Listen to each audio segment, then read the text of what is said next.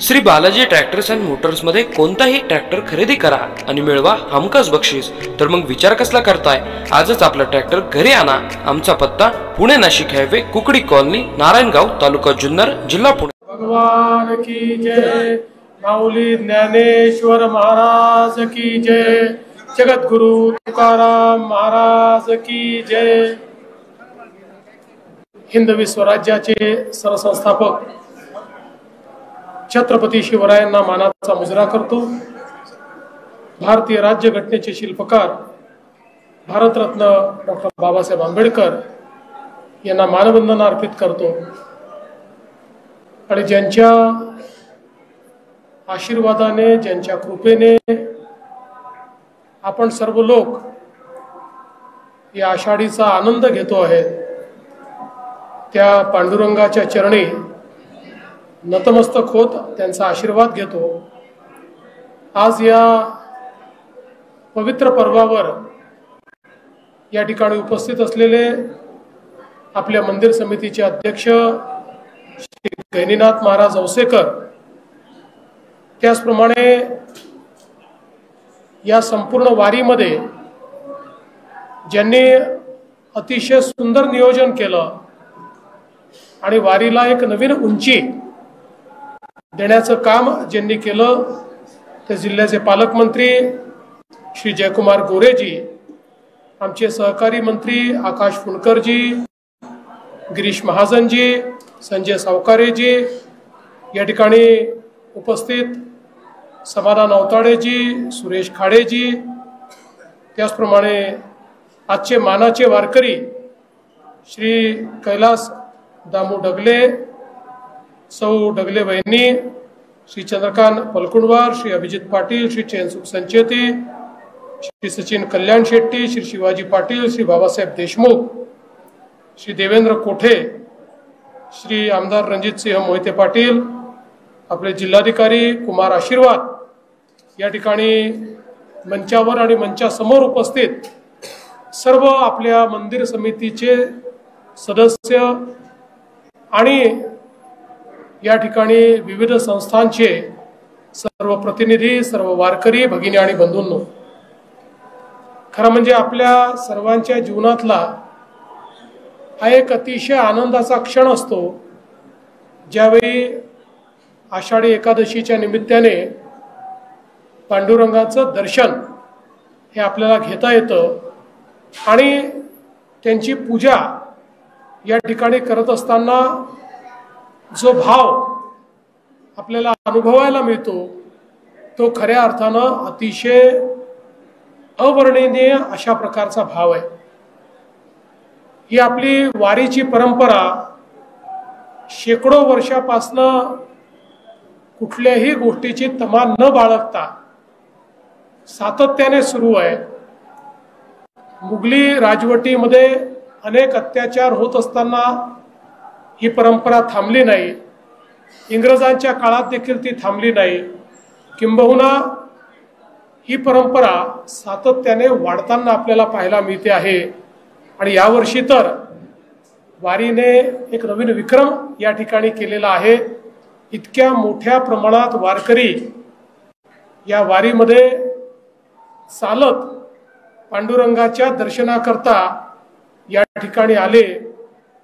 ज्या दिंड्या आहेत त्या तर आल्याच, पण त्यांच्या सोबत अनेक वारकरी हे स्वयंप्रेरणेने त्या ठिकाणी चालताना आपल्याला पाहायला मिळाले। त्यामुळे मला असं वाटतं की हे एक नवीन अशा प्रकारची, खूप चांगल्या अशा प्रकारची ही बाब आपल्याला पाहायला मिळाली। आणि विशेषतः मला याचा आनंद आहे की या सर्व वारकऱ्यांमध्ये आमचे तरुण आणि युवा हे मोठ्या प्रमाणात पाहायला मिळाले। आणि मला याही गोष्टीचा आनंद आहे की शासनाने ज्या काही व्यवस्था यावेळी केल्या, दरवर्षी आपण चांगल्याच व्यवस्था करतो, प्रत्येक वर्षी अधिक चांगलं करण्याचा प्रयत्न करतो।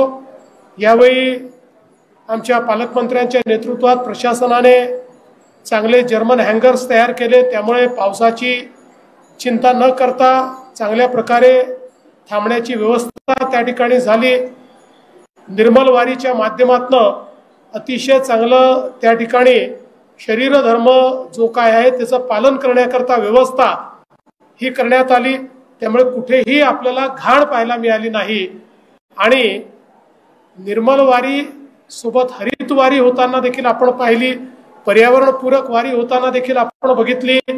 त्यामुळे खऱ्या अर्थानं आपल्या संतांनी जो दिलेला संदेश आहे तो संदेश या वारीच्या निमित्ताने आपल्याला अनुभवायला मिळाला।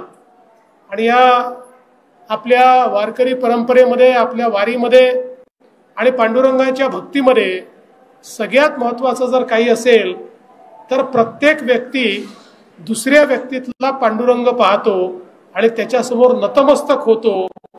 अशा प्रकारचं जगामध्ये कुठेही अनुभवायला मिळत नाही की प्रत्येक जण दुसऱ्यामध्ये ईश्वराचं रूप पाहतोय आणि त्याचं दर्शन घेऊन त्या ठिकाणी धन्य होतोय।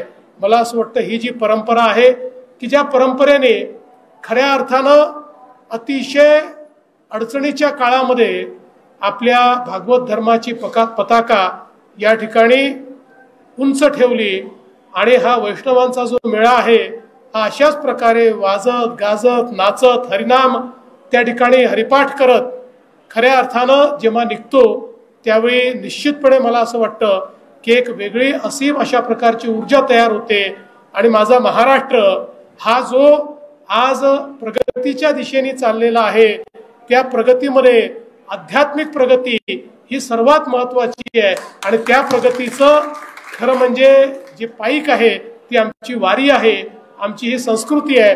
आणि म्हणून या सर्व वारकरी बंधूंचं मी मनापासून आभार मानतो। मला याही गोष्टीचा आनंद आहे की यावेळी पालकमंत्र्यांनी आणि जिल्हा प्रशासनाने हा निर्णय घेतला की VIP दर्शन जे आहे ते कमी करावं, ते बंद करावं। अगदी नेमक्या लोकांना त्या ठिकाणी जी काही आहे ती व्यवस्था म्हणून आपण त्या ठिकाणी अलाउ केलं आणि याचा परिणाम असा झाला की आमचे जे सामान्य भक्त आहेत, जे वारकरी आहेत, यांचा दर्शनाचा कालावधी हा 5 तासाने कमी झाला। मला असं वाटतं हे अत्यंत महत्त्वाचं आहे, कारण या ठिकाणी काही कळस दर्शन घेतात, काही मुखदर्शन घेतात, ज्याला जसं दर्शन मिळेल तसं दर्शन घेतात आणि काही जर मिळालं नाही पायरीच्या दर्शनानेही समाधानी होणारे आमचे वारकरी आहेत आणि काही मिळालं नाही तर एकमेकातला विठ्ठल पाहूनही या ठिकाणी विठू माऊलीचं दर्शन झालं असे समजणारे आमचे वारकरी आहेत। त्यामुळे खऱ्या अर्थानं विठ्ठल रुक्माई हे आपलं आराध्य दैवत, या आराध्य दैवताच्या या आजच्या अतिशय महत्त्वाच्या दिवशी आपल्या सर्वांना मी मनापासून शुभेच्छा देतो। आमचे मानाचे वारकरी जे आहेत त्यांनाही शुभेच्छा देतो आणि त्यांना पांडुरंगाचा आशीर्वाद मिळाला त्यामुळे आज खऱ्या अर्थानं हा अग्रपूजेचा मान त्यांना मिळाला। असाच पांडुरंगाचा आशीर्वाद त्यांना मिळत राहो आणि त्यांची भक्ती फुलत राहो अशा प्रकारची पांडुरंगाच्या चरणी प्रार्थना करतो। आणि खऱ्या अर्थानं पांडुरंग आपल्या सर्वांना आपल्या मनातलं ओळखणार आहे, त्याच्यामुळे त्याच्यापुढे तसं काही मागावंच लागत नाही। पण तरी देखील पांडुरंगाला एकच मागणं आहे की आपल्या महाराष्ट्रापुढची सर्व संकट दूर करण्याची शक्ती ही पांडुरंगाने आपल्याला द्यावी, आपल्याला सगळ्यांना सतमार्गाने चालण्याची या ठिकाणी सुबुद्धी ही पांडुरंगाने द्यावी आणि विशेषतः आपल्या बळीराजाला सुखी समाधानी करण्याकरता या ठिकाणी पांडुरंगाने आशीर्वाद द्यावा अशा प्रकारची पांडुरंगाच्या चरणी मी प्रार्थना करतो। आमच्या मंदिर समितीचं, इथल्या सर्व कर्मचाऱ्यांचं, पुजाऱ्यांचं, वेगवेगळे जी काही इथली कामं आहेत ती सांभाळणारे जे सगळे लोक आहेत अशा सगळ्यांचं मनापासून मी अभिनंदन करतो आणि माझं बोलणं संपवतो। धन्यवाद। जय हिंद, जय महाराष्ट्र, रामकृष्ण हरी।